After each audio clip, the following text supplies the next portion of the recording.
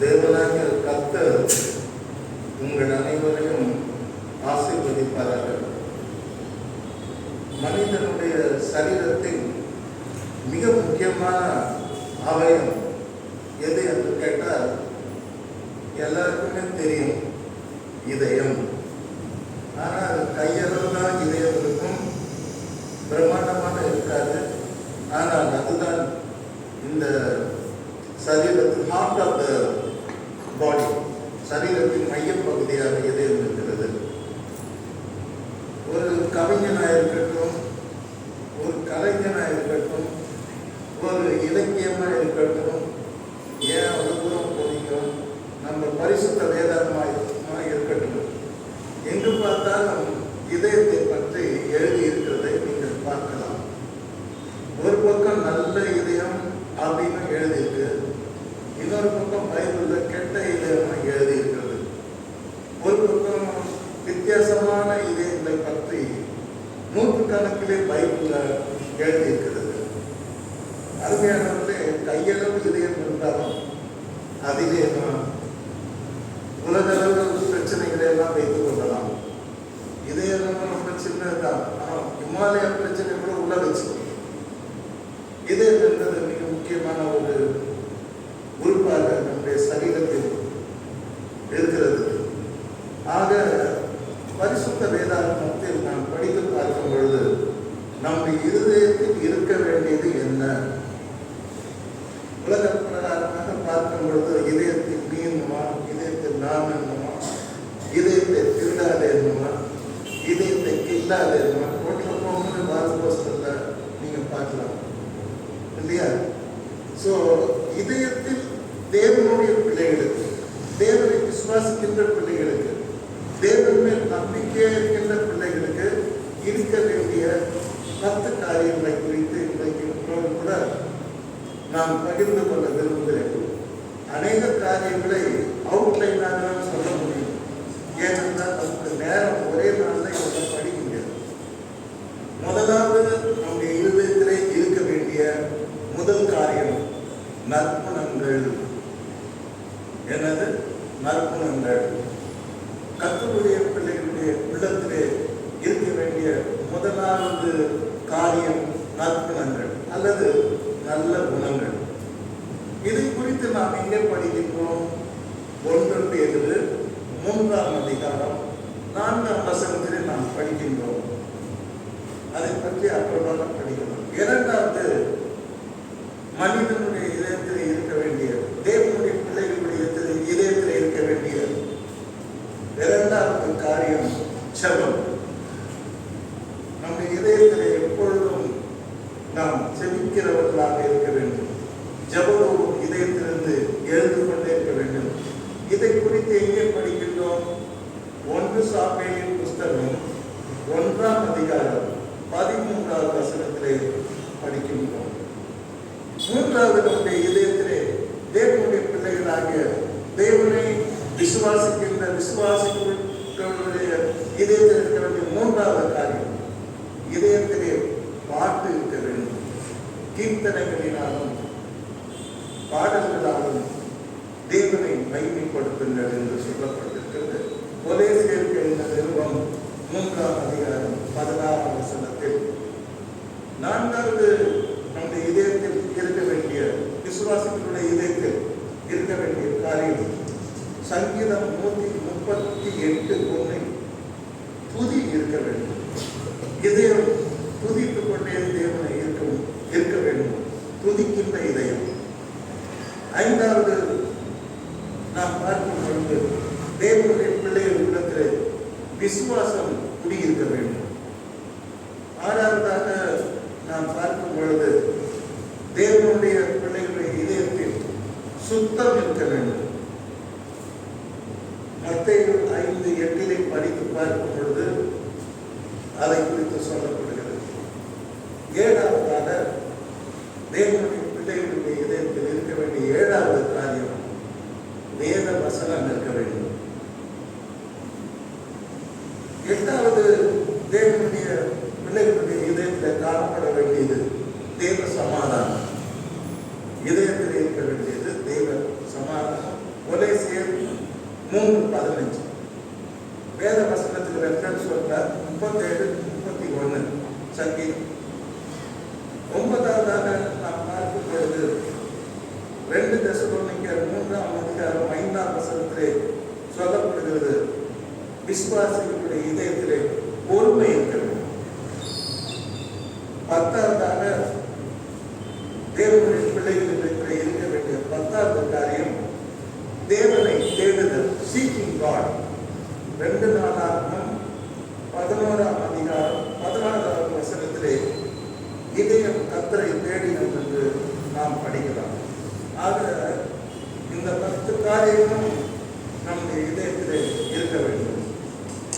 இப்ப 10 இன்னைக்கு நம்ம படிக்க முடியுமானா நிச்சயமா முடியாது. ஒவ்வொன்றாக நாம் படிப்போம். முதல்ல நம்ம இதயத்தில் என்ன இருக்கணும்னு நான்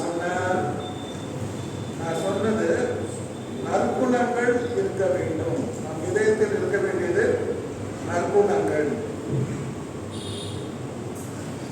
அப்போஸ்தலனாகிய பவுல் பேதுரு எழுதின நிருபம் 3ஆம் அதிகாரம் 1 முதல் 7 வசனம் வரைக்கும் வாசித்து பார்க்கும் பொழுது அங்கே நற்குணத்தை பேதுரு புகழ்ந்து பேசுவார். நற்குணம் தான் விசுவாசத்தை விதத்தில் இருக்க வேண்டும் என்று அவர் சொல்லிக் கொடுத்தார். நாம் இதை குறித்து நாம் படிக்கும் பொழுது 1 பேதுரு 3:3 மயிலை பின்னி பொன்னாபரணங்களை அணிந்து வஸ்திரங்களை உடுத்திக் கொள்வதனாகிய புறம்பான அலங்கரிப்பு உங்களுக்கு அலங்காரமாக இராது. 2 விதமான அலங்கரிப்பை குறித்து பேசுகிறார். புறம்பான அலங்கரிப்பு, அந்தரங்கமான அலங்கரிப்பு. புறம்பான அலங்கரிப்பை பற்றி பேதுரு எழுதுகிறார். மயிலை பின்னி, ஏர்கட், ஏர் காடி, இது இன்னைக்கு இருந்ததில்லை. 5000 வருஷத்துக்கு முன்னால ஏர் ஸ்டைல் இருந்தது. இன்னைக்குதான் ஏர் ஸ்டைல் வந்தது. இன்னைக்குதான் பியூட்டி பார்லர் வந்தது. இன்னைக்குதான் எல்லாரும் பியூட்டி பார்லர் போறாங்க. அப்ப 5000 வருஷத்துக்கு முன்னாலேயே இந்த மாதிரி மயிலை பின்னுகின்ற வித்தியாசமான விதத்தில் மயிலை பின்னுகின்ற ஸ்டைல் அந்த காலத்தில் இருந்திருக்கிறது. பேதுரு அதை பார்க்கின்றார். பார்த்து விசுவாசிகளுக்கு சொல்லிக் கொடுக்கிறார். இது புறம்பான அலங்கரிப்பு, மயிலை பின்னுதல். 2வது சொல்லுகிறார், பொன் ஆபரணங்களை அணிதல். பொன் ஆபரணம், கோல்டு ஜுவல்ஸ் அணிகள். அதாவது நம்ம இன்னைக்கு நினைக்கிறோம், இன்னைக்குதான் கப்பல் வந்துச்சு, இன்னைக்குதான் மலையில் வந்தது, இன்னைக்குதான் பூக்குத்தி வந்தது அப்படின்லாம் நினைக்காதீங்க. 1000 வருஷத்துக்கு முன்னாலே ஜனம் என்ன பண்ணாங்கன்னா கோல்டை கண்டுபிடிச்சு அதில் ஆபரணங்கள் எல்லாம் அவங்க போட்டுக்கொள்ள ஆரம்பிச்சாங்க. அதுவும் பேசுற காலத்தில் ரொம்ப இது இருக்குது. அவர் ஏன் குறிப்பாக சொல்றாருன்னா அந்த ஏர் ஸ்டைலை பார்த்தார். பொன்னாபரணங்கள் மக்கள் அறிஞர் ஆலயத்தில் பார்க்கிறார். 3வது சொல்றார், உயர்ந்த வஸ்திரங்கள் குடித்துக் கொள்ளுதல் ஆகிய புறம்பான அலங்கரிப்பு உங்களுக்கு அலங்காரமா இராமல். இந்த 3வது வசனத்துல 2 முறை சொல்லுகிறார் புறம்பான அலங்கரிப்பு. 4வது வசனத்திலையும் அழியாத அலங்கரிப்பு. 5வது வசனத்திலையும் அலங்கரிப்பு. அப்ப பேது அலங்காரத்தை குறித்து பேசுகிறார். மனிதன் தன்னை அலங்காரப்படுத்திக் கொள்வது அது குற்றமானா தப்பானா கிடையாது. எல்லாரும் ஸ்டைலா இருக்கணும், டீசெண்டா இருக்கணும், ரிச்சா ட்ரெஸ் பண்ணணும், அது பற்றி கிடையாது. ஆனாலும் எது முக்கியம் என்று சொல்லுகிறார்? புறம்பான அலங்கரிப்பு முக்கியமா, அழியாத அலங்கரிப்பு முக்கியமா? நமக்கு எது முக்கியமாக தேவை? ஆக மயிலை பின்னுதல், பொன்னாபரணங்களை அணிதல், உயர்ந்த வஸ்திரங்களை உடுத்திக் கொள்ளுதலாகிய புறம்பான அலங்கரிப்பு உங்களுக்கு அலங்காரமா இல்லாமல் அழியாத அலங்கரிப்பா இருக்கிற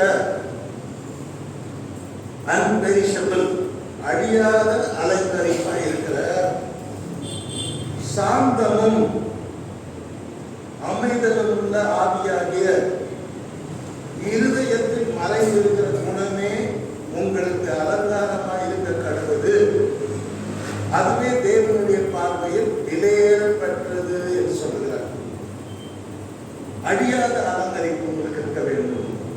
அழியாத அலங்கரிப்பு என்ன? சாந்தம். தெரிந்த ஒரு பழமொழி சொல்றாங்க, சாந்தமும் லேது சௌக்கியமும் லேது. எந்த சாந்தம் இல்லையோ அந்த சௌக்கியம் இருக்காது. இன்னைக்கு நிறைய இடத்துல ஜனங்க ரொம்ப சீக்கிரமா எமோஷனல் ஆகிடும். அது பெண்ணா இருக்கட்டும், ஆணா இருக்கட்டும், ஸ்திரீகளா இருக்கட்டும், புருஷன்மாரா இருக்கட்டும், யாரா இருந்தாலும் the fast world, fast feelings, fast eating, fast traveling, இதுல என்ன பண்ணிட்டாங்க? மனிதர்கள் வேகமா இருக்கிறாங்க. ஆனா விசுவாசிகளுக்கு அவர் புதி சொல்லுகிறார், நீங்க தேவனுடைய பிள்ளைகள், நீங்கள் அழியாத அலங்கரிப்புள்ளவர்களாக இருக்க வேண்டும். அந்த அழியாத அலங்கரிப்பு தான் சாந்தம். ஒவ்வொரு விசுவாசிகளும் இதை நன்றாக புரிந்து கொள்ள வேண்டும். நாம் இருதயத்தில் இருக்க வேண்டிய ஒரு அழியாத அலங்கரிப்பு சாந்தம். இரண்டாவது, அமைதலுள்ள ஆவி ஆகிய இருதயத்தில் மறைந்திருக்கிற குணமே உங்களுக்கு அலங்காரமாக இருக்க கடவுது. What is your beauty? What is your beauty? What is your fairness? அழகு என்ன? புறம்பான அலங்கரிப்பு பயிர பின்னுதல் கிடையாது, பொன்னாபரணம் கிடையாது, உயர்ந்த வஸ்திரம் கிடையாது. மறைந்திருக்கிற இதயத்தில் மறைந்திருக்கிற குணம், அதுதான் அழியாத அலங்கரிப்பு. அதுதான் ரியல் ஸ்டைல், அதுதான் அழகு என்று அவர் சொல்லிக் கொடுக்கிறார். விசுவாசி சாந்தமா இருக்கு பாருங்க, அந்த மூஞ்சே ஒரு மாதிரி வித்தியாசமா இருக்கும். பரபரப்பா இருக்கு பாருங்க, அந்த மூஞ்ச வித்தியாசமா இருக்கும். சாந்தம் இருதயத்திற்கு மறைந்திருக்கிற குணம், இதயத்தில் இருக்க வேண்டிய சாந்தம். இரண்டாவது, அமைதல் உள்ள ஆவி. சில பேர் ஆவி வந்துட்டு ஆடுவாங்க, அடவே முடியாது. சில பேர் பேச தொடங்கிட்டா அவதான் கத்திட்டே இருப்பாங்க. நோ, பைபிள் சொல்லிருக்குது இதெல்லாம் தப்பு. அழியாத அலங்கரிப்புள்ள நீங்க வாங்க. அதுதான் சாந்தம், அமைதல் உள்ள ஆவி. மூன்றாவது பார்க்கும்போது கீழ்ப்படிதல், ஒபீடியன்ஸ். எங்க போனாலும் கீழ்படிதான் வச்சுங்களா, நம்ம மேல வந்துடலாம். அது ஆபீஸா இருக்கட்டும், அல்லது என்ன பிசினஸா இருக்கட்டும், what ever it may be, நம்ம கீழ்ப்படிதல் ஆவி நமக்குள்ள இருந்தால் நாம் உயர்த்தப்படுவோம். எல்லாத்துக்கும் நான் கேள்வி கேட்டோம்னு வச்சுங்களா, வாழவே முடியாது. விட்டு கொடுப்பவர் கெட்டு போவதில்லை, கெட்டு போகிறவர்கள் விட்டு கொடுப்பதும் இல்லை. உங்களுக்கு தெரியும் அந்த பழமொழி. கெட்டு போறவன் விட்டு கொடுக்க மாட்டான், விட்டு கொடுக்கிறவன் கெட்டு போக மாட்டான். நல்லா இருக்கும். அல்லேலூயா, அல்லேலூயா. பைபிள் அதான் சொல்லுது. ஆகவே நம் இதயத்திலே மறைந்திருக்கிற அழியாத அலங்கரிப்பு, சாந்தம், அமைந்துள்ள ஆவி, கீழ்ப்படிதல் என்று நாம் பார்க்கிறோம். அருமையானவர்களே, பேதுரு அழகாக சொல்லுகிறார் 5ஆம் வசனத்தில், இப்படியே பூர்வத்தில் தேவனிடத்தில் நம்பிக்கையாக இருந்த பரிசுத்த ஸ்திரீகள், எல்லாரும் இல்ல, உலகத்தாரை பத்தி அவர் பேசல, விசுவாச ஸ்திரீகளை குறித்து பேசுகிறார், விசுவாச புருஷர்களை பற்றி அவர் பேசுகிறார். இப்படியே பூர்வ காலத்தில் தேவனிடத்தில் நம்பிக்கை இருந்த பரிசுத்த ஸ்திரீகளும் தங்களுடைய புருஷர்களுக்கு கீழ்ப்படிந்து தங்களை அலங்கரித்தார்கள். அல்லேலூயா. எப்படி தங்களை மேக்கப் பண்ணாங்க? சாந்தம், அமைந்துள்ள ஆவி, புருஷனுக்கு கீழ்ப்படிதல், இது மாதிரி அவங்க தங்களை அலங்கரிச்சாங்க. புருஷனுக்கு கீழ்ப்படிந்து ஒரு பியூட்டியா, சாந்தமா இருக்கு ஒரு பியூட்டியா, அமைதியுள்ள ஆவியா இருக்கிறது ஒரு பியூட்டியா? சில பேருக்கு அமைதியில்லாவே பேச முடியாது. பார்த்துக்கிட்டீங்களா? எப்பவுமே கத்துவாங்க. அருமையான சுயமான அலங்கரிப்பை குறித்து பேதுரு பேசும்போது அது தேவைதான், ஆனால் அழியாத அலங்கரிப்பு உங்களுக்குள்ளே கட்டாயம் இருக்க வேண்டும் என்று சொல்கிறார். அருமையானவர்களை நாம் பைபிள் அப்படி படித்து பார்க்கும் பொழுது 6ஆம் வசனத்திலே அந்தபடியே சாரார் நமக்கு யாருக்குன்னு அர்த்தம் தெரியுமா? சாரார்னா என்னன்னு சொல்லிட்டு ஹிஸ்டரியில படித்தேன். சாரார்னு சொன்னா பியூட்டி குயின். இந்த பியூட்டியை பத்தி பேசுறது தப்பே கிடையாது. ரெபேக்கா ரூபவதியா இருந்தார் அப்படின்னு போட்டுருக்கோம். யோசேப்பு அவன் வந்து ஹேண்ட்ஸமா இருந்தான் அப்படின்னு போட்டிருக்கோம். ஸோ சாரார் அப்படின்னா அந்த பேருக்கு அர்த்தமே என்னன்னா பியூட்டி குயின். அன்னைக்கு அவனா மிஸ் யூனிவர்சல் மாதிரி, மிஸ் வேர்ல்ட் மாதிரி. Real it is real. பெரிய பெரிய கிங்ஸ் எல்லாம் பார்த்தா இவரு தன்னை கொண்டு போட்டுட்டு வைப்பை கொண்டு போயிட போறாங்கன்னு சொல்லிட்டு எங்க போனாலும் அண்ணன்னு சொல்லிட்டு உன்னை தங்கச்சின்னு சொல்லி எகிப்துக்குள்ள போவோம் சொல்லிக்கோ, அங்க இருக்கும்போது என்ன பொண்ணுட்டு உணர்ந்து போயிடும் அப்படி சொல்லி கொடுப்பாரு. ஸோ பியூட்டிஃபுல் உமன் எப்படி வாழ்ந்தாங்கன்னா அந்தபடியே சாரா 6ஆம் வசனம் ஆபிரகாமை ஆண்டவனே என்று சொல்லி அவனுக்கு கீழ்ப்படிந்திருந்தார். Beauty queen. அவ்வளோ பெரிய ஆளா இருந்தாங்க சாரா. ஆபிரகாமை ஆண்டவனே என்று சொல்லி அவனுக்கு கீழ்ப்படிந்திருந்தார். அல்லேலூயா. எப்படி கூப்பிட்டாரா? ஆண்டவனே ஆண்டவனே அப்படின்னு கூப்பிட்டுட்டு அவனுக்கு கீழ்ப்படிந்து வாழ்ந்ததாக நாம் பார்க்கின்றோம். கர்த்தருடைய பரிசுத்த நாமத்துக்கு மகிமை உண்டாவதாக. அருமையானவர்களே, இங்கே நாம் பார்க்கின்றோம் சாரா ஒரு பெரிய ராஜாத்தை அந்த காலத்துல. ஆனாலும் கூட புருஷனை அவன் எப்படி கூப்பிட்டான்னா ஆண்டவனே. இன்னைக்கு யார் அந்த மாதிரிலாம் கூப்பிடுறாங்க? புருஷனை மை லார்ட். கோர்ட்ல தான் கூப்பிடுறாங்க வைக்கி மை லார்ட்.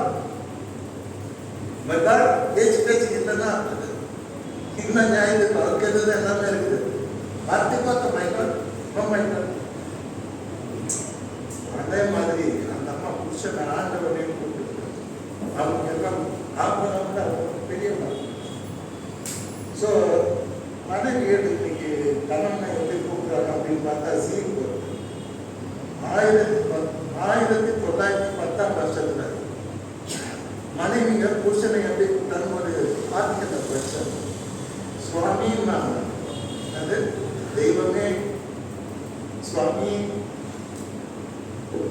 1920ஆம் வருஷம் ஜெயித்தார் சமுதாயம்.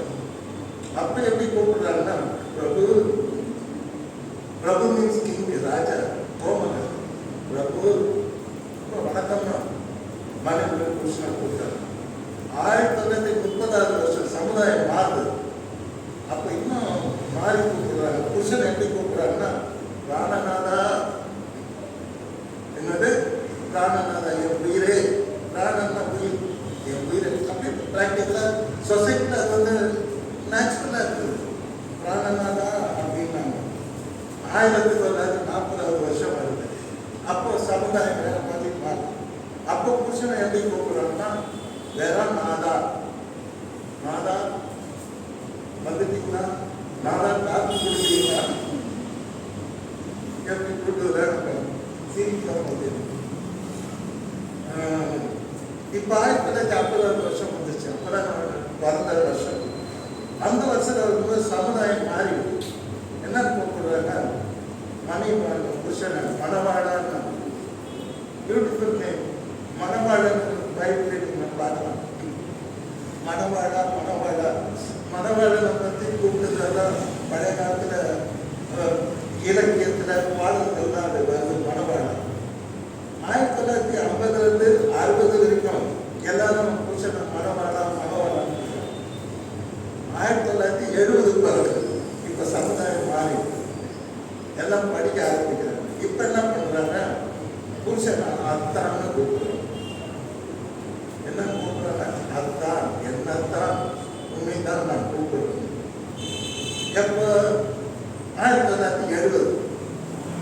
அப்ப 20 வயசு இருக்கும். அத்தான் அத்தான் அத்தான் அத்தான் உங்களுக்கு தெரியும். இப்போ கூட அத்தான் அன்பா கூடுவாங்க. சரி, இப்போ காலம் மாறுது. 1980 வந்துருச்சு. இப்போ எப்படி கூப்பிடுறாங்க புருஷனா? மச்சான். மச்சான் பார்த்தீங்களா? எங்க மாதத்தோட பார்த்தீங்கன்னா மச்சான் பார்த்தீங்கன்னா அந்த மனைவி புருஷனை பார்த்து வாங்க மச்சான் காத்து குடிக்கிறீங்கன்னு கூப்பிடுறாங்க. அருமையில் 1990 வருஷம் வருது. இப்போ சமுதாயம் மாறுது. இன்னும் கொஞ்சம் மேலே போகிறோம். இப்போ எல்லாரும் புருஷனை என்ன கூப்பிடுறாங்க? மாமா. மாமா மாமா உட்காந்து மாமா. இப்போ நிறைய பேர் மாமா மாமா. So this is 1990. இப்போ 2000 வருஷம் பிறகுது. இந்த மாமா மச்சான் அத்தான் எல்லாமே காணாத போகுது. பிராணநாத ஓடி 2000 வருஷத்துல என்ன கூப்பிடுவாங்க? என்னங்க, வாங்க, போங்க, அழகா டீசெண்டா. 2000 வருஷம் வரும்போது எஜுகேஷன் மாறுது, டெக்னாலஜி மாறுது, ஏடிஎம்லாம் வருது. இப்போ ஸ்லோப்பாக தான். இப்போ ஜனங்களும் மாறிடுறாங்க. என்ன சொல்றாங்க? என்னங்க, நான் 2005 வரும்போது இன்னும் கொஞ்சம் அட்வான்ஸாக போயிடுறாங்க. புருஷனை எப்படி கூப்பிடுறாங்க? ஏனுங்க, ஏனுங்க வாங்க, ஏனுங்க வாங்க அப்படின்னு கூப்பிட்டுருக்காங்க. 2005. 2010 ஒரே வார்த்தை தான், ஏங்க. வாங்க, போங்க, ஏங்க. சரிங்களா? இப்போ ரொம்ப அட்வான்ஸ் டெக்னாலஜி. 2015 2020 எங்கேயோ போயிட்டு உலகமே செல்போனுக்குள்ள வந்துருச்சு. என்ன கேட்டாலும் அதுக்குள்ள வந்துடும். இப்போ எப்படி கூப்பிடுறாங்கன்னா 2015 இருந்து ஏய் புச்சன் ஏய் எவ்வளோ நேரம் லேட்டாக வர, எவ்வளோ நேரம் காத்துட்டு இருக்குது கூப்பிடும் போது ஏய் இப்போ நான் பார்ப்பேன் இங்கிலீஷில் வந்து ஹாய் அவையும் எனக்கு பார்த்து 60 ரூபாய் முடியாது. நிறைய பேர் எனவே அமெரிக்காவில் வாட்ஸ்அப் பண்ணும். ஹாய் அவையும் ஹாய் ஹாய் தமிழில் ஏய். இப்படி 2015 மார்ச். இன்னும் டெக்னாலஜி அதெல்லாம் மாறுது. 2020 ரொம்ப அட்வான்ஸாக போயிட்டோம். இப்போ ஒன்றுமே இல்லை. கொஞ்சாதி புருஷனை கொடுத்தா டே வாடா போடா போய் சீக்கிரம் வாங்கினாடா முருங்கா, போடா சீக்கிரம் போய் மட்டன் வாங்கிக்கலாம், சீக்கிரம் போய் சிக்கன் வாங்கிக்கலாம். எப்படா வந்த மாதத்துக்கு போகலாம். கட்சியில் அப்படி போய் ராணநாடா போச்சு, மணவாளா போச்சு, அத்தான் போச்சு, மச்சான் போச்சு, மாமன் போச்சு, ஏங்க போச்சு, என்னங்க போச்சு. கட்சியில் என்ன ஆகி போச்சு? ஓடா வாடா ஓடிந்து. சில இடத்துல பார்த்தா பேபிங்கிறாங்க. ஏன் பிரசாத ஃபீடிங் பார்த்து ஆயிடுச்சு. சாயங்காலம் ப்ரூவ் கார்ட்டை ஊற்றி வருவார். பேபி அவர் வாயில் நீங்கள் கொடுப்பாரு. பேபி பேபினா குழந்தைக்கு தான் பேபி. கொண்டாடி பேபியா எருமாடு கழுத வயசாச்சு. அது எப்படி பேபி? அதான் இப்போ பேபிலாம் கேன்சல் ஆகிடுச்சு. கன்சிடர் பண்ணாங்கன்னா இப்போ பேய் ரொம்ப ஹைட்டில் போயின்னு இருக்குது. சும்மா வேர்ல்டு ஃபுல்லாக ஃபேமஸ் ஆகிடுது. பேய்ன்னு தான் இப்போ பேசுகிறேன். கூட வாடா அருமையான இது உலக மக்களுடைய கூப்பிடுறது. ஆனால் அன்னைக்கு இருந்த பியூட்டி கோயில், இந்த வேர்ல்டு மிஸ் யூனிவர்ஸ் மாதிரி இந்த சாரல் ஆபரணமை பார்த்து என்னன்னு கூப்பிடுறாங்க. அந்தபடியே சாரல் ஆபரணமை ஆண்டவனே என்று கூப்பிட்டு அவனுக்கு கீழ்ப்படிந்திருந்தான். அல்லேலூயா. She was very obedient. அதுதான் God is chosen. ஆபிரகாமும் சாராவும் கர்த்தர் தெரிஞ்சுக்கிட்டு அவங்க வம்ச வழியாக தான் வரணும் அப்படின்னு அவர் சூஸ் பண்ணார்னா, இந்த கேரக்டரை பார்த்தா கடவுள் சூஸ் பண்ணார். எல்லாரும் கர்த்தர் தெரிந்து கொள்ள மாட்டார், கேரக்டரை பார்த்தார். அப்ப சாராவுடைய இதயத்தில் ஒரு பக்கம் புறத்தோற்றத்தில் அவர் ஆடை அணிவினர், உயர்ந்த வஸ்திரம், விலகல் எல்லாம் ஸ்டைல் இருந்தாலும், ஆனால் உள்ளத்துல ஒரு மறைந்த ஒரு உயர்ந்த குணம் இருக்குது. அதாவது சாந்தம், அமைந்து கொண்ட ஆவி, மூன்றாவது கீழ்ப்படிதல், 4வது புருஷன் மை லார்ட் அப்படின்னு கூப்பிட்டாங்க. அல்லேலூயா. கர்த்தருக்கு பயப்படுகிற ஸ்திரீகளை குறித்து தான் நான் பேசுகிறேன். உலகத்தாரை பற்றி நான் பேசுகிறேன். இப்படி அழைத்து அவர்கள் கீழ்ப்படிந்திருந்தார்கள். அருமையானவர்களே, இதை நான் ஏன் சொல்ல வந்தேன்னா, வேதம் சொல்றார், இந்த நற்குணம் அழியாத அலங்காரமா இருக்கிற நற்குணம் எதுன்னா சாந்தம், அமைதல், கீழ்ப்படிதல். இது 3 தான் அழியாத அலங்கரிப்பு. இதுதான் பியூட்டி. சாந்தம் பியூட்டி, கீழ்ப்படிந்து வாழ்ந்து அது ஒரு பியூட்டி. அடுத்த அமைதலா பேசுறது, அமைதலா கேட்கறது, அது ஒரு beauty, real beauty. That is called inner beauty. There are 2 beauty. ஒன்று அவுட்டர், அவுட்வர்ட். தோட்டத்தை பார்க்குறீங்க, இன்னைக்கு தோட்டத்தை பார்த்து தான் இன்னொரு பொண்ணு தோட்டத்தை பார்த்து ஏமாந்து பொண்ணு நிறைய பேர். அவுட்வர்ட் நிறைய பார்க்குறாரு. அதெல்லாம் இதயத்தில் அந்த மறைந்திருக்கிற குணம் அழியாத ஒரு பியூட்டி இருக்கிறது. அது தேவனுடைய பார்வையிலே விலையேற பெற்றதா இருக்கிறது. கர்த்தர் அதை விரும்புகிறார். கர்த்தருடைய பார்வை, it is very precious in the sight of God.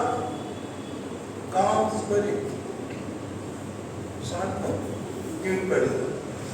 இனி பைபிள் படிக்கிறது அப்புறம், பிரசங்கம் பண்றது அப்புறம், கோயிலுக்கு போகிறது அப்புறம், அப்புறமா ஊழியம் சேர்ந்த அப்புறம் கேட்டீங்கன்னா ஃபர்ஸ்ட் God wants, தேவனுக்கு என்ன வேணும் அப்படின்னா இன்னர் பியூட்டி, அதாவது அழியாத அந்த அலங்கரிப்பு தான் இன்னைக்கு தேவன் விரும்புகிறார்.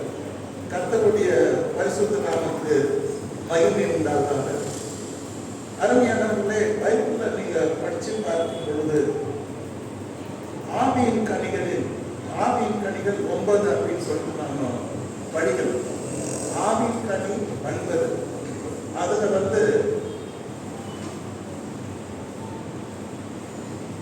கலாத்தியர் 5ஆம் அதிகாரம் 22ஆம் வசனத்திலே நாம் பார்க்கும் பொழுது ஆவின் கனிகளை குறித்து நாம் படிக்கின்றோம். உங்க எல்லாருக்குமே அது ரொம்ப நல்லாவே தெரியும். அன்பு, சாந்தம், சமாதானம், அப்படின்னு விசுவாசம், இது எல்லாமே ஆவியின் கனிகள். ஆனால் முக்கியமாக அதில் சொல்லப்பட்ட ஆவியின் கனி என்னன்னா 9 ஆவியின் கனிகள். ரொம்ப முக்கியமான ஆவியின் கனி நற்குணம், நல்ல குணங்கள் ஆவியின் கனி. ஆவியானவரால் நிறைஞ்சிருக்கிறேன்னு சொல்லிட்டு நல்ல குணம் இல்லைன்னா உள்ள இருக்கிற ஆவியானவரால் சந்தேகம் தான். அல்லேலூயா. It is doubtful whether you have been possessed with Holy Spirit or the evil spirit. If you are being possessed with Holy Spirit, definitely you will produce நற்குணங்கிற அந்த கண்ணியை கட்டாயம் கொடுப்பாய். நற்குணம், இந்த 9 கண்ணில ஒரு கனிதான் நற்குணமாக இருக்கிறது என்று நாம் பார்க்கின்றோம். அருமையானவர்களே, இந்த கண்ணி அநேக உடையவர்களாக இருந்தார்கள். ரூத்தை பற்றி நாம் படிக்கிறோம். ரூத் போவாஸ் 3ஆம் அதிகாரம் 10ஆம் வசனம் 11ஆம் வசனம். ரூத்தெல்லாம் ரொம்ப பேர் பிரசங்கம் பண்ண மாட்டாங்க. நீ நல்லா இருப்ப, ஆசீர்வாதமா காத்த, அப்படிதான் பிரசங்கம். ஆனால் ரூத்தை பார்க்கும்போது அவளை திருமணம் செய்ய போகிற முறை மாமன் முறை மாப்பிள்ளைன்னு சொல்றாங்க. முறை மாப்பிள்ளை என்ன சொல்றாரு, தான் திருமணம் செய்ய போகிற ரூத்தை பார்த்து உன் முந்தின நற்குணத்தை பார்க்கிறோம். நீ சொந்த ஊர்ல நபோமியோட வாழ்ந்த நாட்களிலே, நீ அங்கு வாழ்ந்த நாட்டில் இருந்த உன்னுடைய முந்தின நற்குணத்தை விட இந்த பிந்தின நற்குணம் மிகவும் உத்தமமாக இருக்கிறது என்று சொல்லுகிறார். உத்தமமான நற்குணம், உண்மையான நற்குணம். நற்குணத்துல கூட பொய் நற்குணம் உள்ளது. அதுக்குதான் நமக்கு மாற்றி எழுதுகிறார். உத்தமமான நற்குணம், உண்மையான நற்குணம். எனக்கு கிறிஸ்டியன்ஸ் நிறைய பேர் அந்நிய பாஷை தான் பேசுவாங்க, ஆனா குணம் இருக்காது. வீட்டில் போய் பாருங்க, கேட்டீங்கன்னா குணம் தான், கேரக்டர் தான் வேணும். யாரோ ஒருத்தர் சொன்னாங்க, PhD degree nothing, that character, your behavior, your character. That's what we want. That is the real educated person. எவன் பண்ணுற நல்ல கேரக்டர் இருக்கிறோ நல்ல குணாதிசயம் இருக்கிறோ அவன் பிஹெச்டி படிச்சது. ஆனால் நீ பிஹெச்டி படித்த உங்கள் கேரக்டர் என்னன்னா அதுக்கு இந்த குப்பை தொட்டியில் போடணும் டிகிரி என்ன. ஓகே, ரூத் வந்து மிகவும் வச்சு கொள்ளப்படுகிறார். முந்தின நற்குணத்தை காட்டிலும் பிந்தின நற்குணம் உத்தமமாக இருக்கிறது. இந்த காலத்தில் ஸ்திரீகள் நற்குணம் உள்ளவர்களாக வாழ்ந்தது பார்க்கிறோம். அதுமே புருஷன்மார்களும் நற்குணம் உள்ளவர்களாக வாழ்ந்தார். போவஸ் வந்து பரம்பரையில் ஆண்டவர் இயேசு கிறிஸ்து வருகிறார். ஓகே, இப்போ நாம் என்ன பார்க்கிறோம்? ரோமர் கேந்திர நிருபம் 15ஆம் அதிகாரம் 14ஆம் வசனத்தை படித்து பார்க்கும் பொழுது சகோதரரை கூப்பிடுறார். சகோதரரை கவனிங்க, நீங்கள் நற்குணத்தினால் நிறைந்து, சகோதரரை நீங்கள் நற்குணத்தினாலே நீங்கள் நிறைந்திருக்க வேண்டும். வெறும் ஆவியின் நிறைவு, வல்லமை நிறைவு, அக்கினி நிறைவு, இதுதான் பேசிட்டு இருக்காங்க. நாட் தட் அப்படி பார்த்தீங்கன்னா ஃபுல்லாக பேசுறதுதான் இதான். ஆவியின் நிறைவு, அக்கினி நிறைவு, வல்லமை நிறைவு. சகோதரர், நீங்கள் நற்குணத்தினால் நீங்கள் நிறைந்திருக்க வேண்டும். நல்ல குணங்கள் நிரம்பி வழி. சகோதரரை கூப்பிடுறார், தைரியமா கூப்பிட்டு வான் பண்றார். நீங்க ஞானஸ்நானம் எடுத்த போதாது, பரிசுத்தாதி பெற்றுன்னு சொன்னா போதாது, அந்நிய பாஷை பேசுன்னு சொன்னா போதாது, நீங்க பைபிள் தூக்கி படிக்கிறேன்னு சொன்னா போதாது, ஜெபம் பண்ண கூட போதாது. நற்குணத்தினால் நீங்கள் நிறைந்திருக்க வேண்டும். இரண்டாவது, சகல அறிவினாலும் நீங்கள் நிறைந்திருக்க வேண்டும். மூன்றாவது, நீங்கள் நற்குணத்தினால் நீங்கள் நிறைந்திருக்கிறதானால் ஒருவருக்கு ஒருவர் புத்தி சொல்லணும். அதில் நீங்கள் வல்லவர்களாக இருக்க வேண்டும். எப்போ பார்த்த நல்ல குணத்தினால் நிறைந்திருக்கிறானோ அந்த மனிதன் தாராக இன்னொருத்தருக்கும் புத்தி சொல்லணும். புத்தி சொன்னால் நீங்கள் வல்லவர்களாக நீங்கள் இருக்க வேண்டும் என்று ரோமாபுரியருக்கு எழுதுகிறார். ஆக வெறும் ஆவியின் நிறைவே கனவு கண்ணன் இல்லாமல் வெறும் ஆவியின் நிறைவு, ஒரு இந்துடும் வல்லமை, ஆவியின் வல்லமை, கற்பினின் வல்லமை, இது ஒண்ணுதான் நிறைவு கிடையாது சார். நற்குணத்தினால் நிரம்பி வழிய வேண்டும். நீங்கள் children of God, தேவனுடைய பிள்ளைகளாகினால் நற்குணத்தினால் நிரம்பி வழியுங்கள் என்று பவுல் ரோமாபுரியருக்கு எழுதுகிறார். ஏன்னா ரோமாபுரியரை பார்க்கும்போது ரொம்ப ஒரு டார்க்னஸ் இருந்து கத்தர்கிட்ட வராங்க. அவங்களுக்கு அந்த பழைய குணம் மாறல, சாப்பிட்டு வந்துட்டாங்க, மாறல. அதனால அவர் திருப்பி எழுதுகிறார், நீங்க நற்குணத்தினாலே நீங்கள் நிரம்பி இருக்க வேண்டும் என்று சொல்கிறார். ஒரு குணம் நிரப்பாது, எத்தனையோ குணங்கள் வந்தாதான் நிரம்பு வழியும். அத்தனை குணமும் நீங்க பெறணும் அப்படின்னு சொல்லி கொடுத்துட்டு எபேசியருக்கு பவுல் எழுதுகிறார். ஆவியின் கனி வித்தியாசமாக எழுதுகிறார். நற்குணத்திலும் நீதியிலும் உண்மையிலும் விளக்கணும். உண்மையுள்ள வாழ்க்கை, நீதியுள்ள வாழ்க்கை, நற்குணத்தினாலே அந்த விளங்கும். இதெல்லாம் சொல்லிட்டு அவர் சொல்லுகிறார். உண்மை வாழ்க்கை, இன்னைக்கு உண்மையா இருக்கணும். நம்ம வேலை செய்கிற இடத்துல உண்மையா இருக்கணும். கணவன் மனைக்கு உண்மையா இருக்கணும். மனைக்கு கணவன் உண்மையா இருக்கணும். பிள்ளைங்க பெற்றதுக்கு உண்மையா இருக்கணும். நாம் ஆண்டவருக்கு நம்ம உண்மையா இருக்கணும். ஆகவே இதெல்லாம் நற்குணத்தினுடைய நிறைவாக காணப்படுகிறது. அருமையான இந்த நற்குணம் எப்படி வரும், இதை எப்படி நமக்குள்ள உருவாக்கிக்கிறது பாஸ்டர் எனக்கு தெரியல.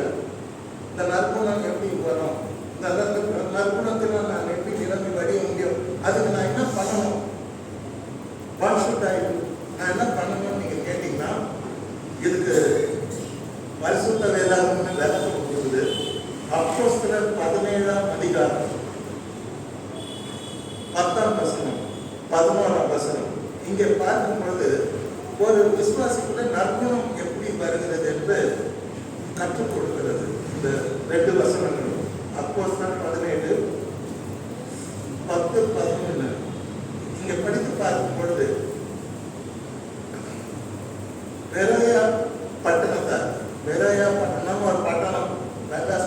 மாதிரி அந்த காலத்துல இருந்தது.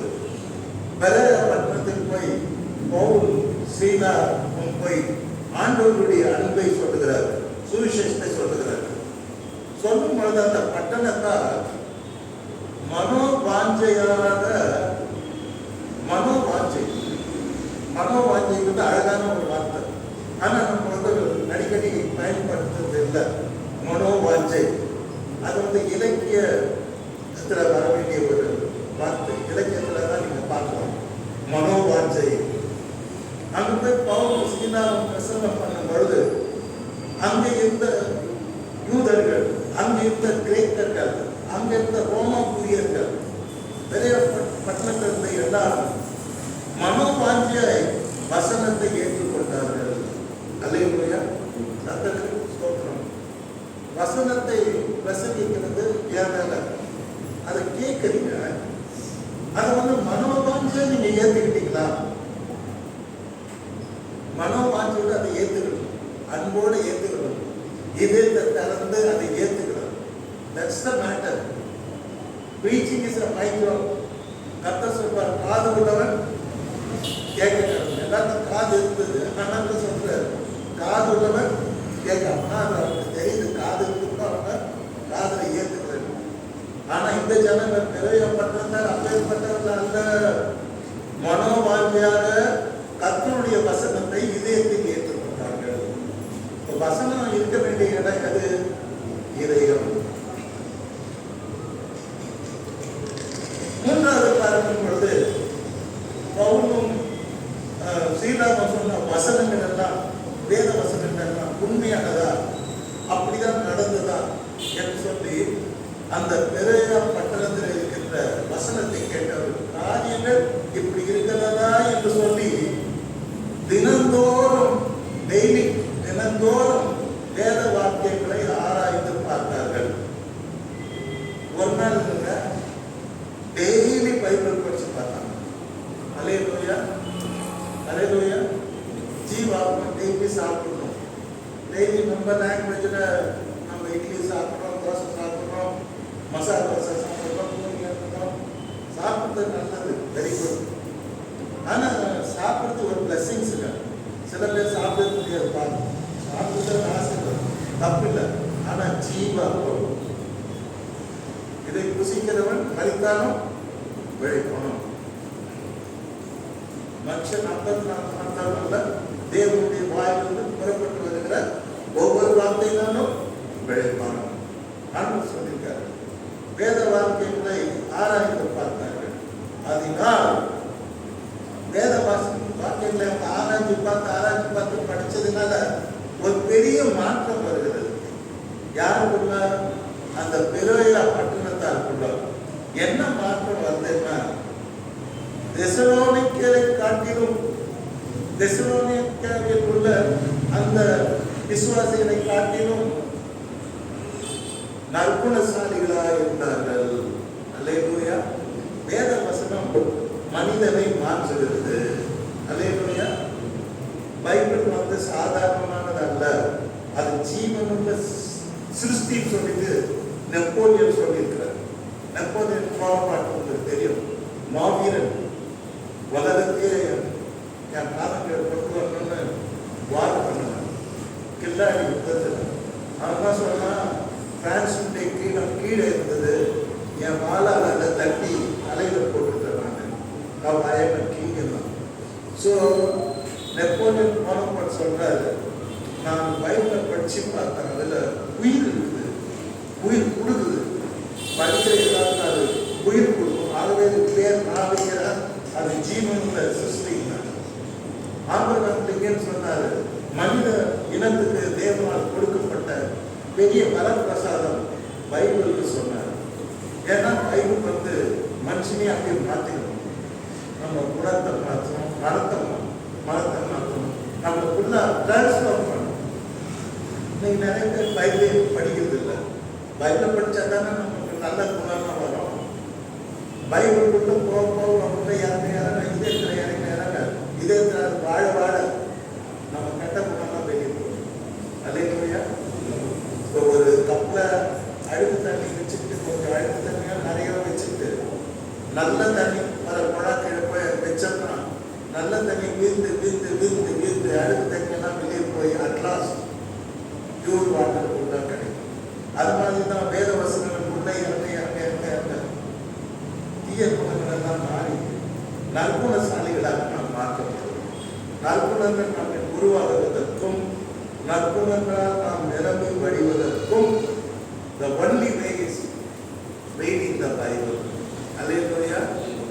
இது மனிதனை மாற்றும், நம் சுவாபங்களை மாற்றும். It will transform our life.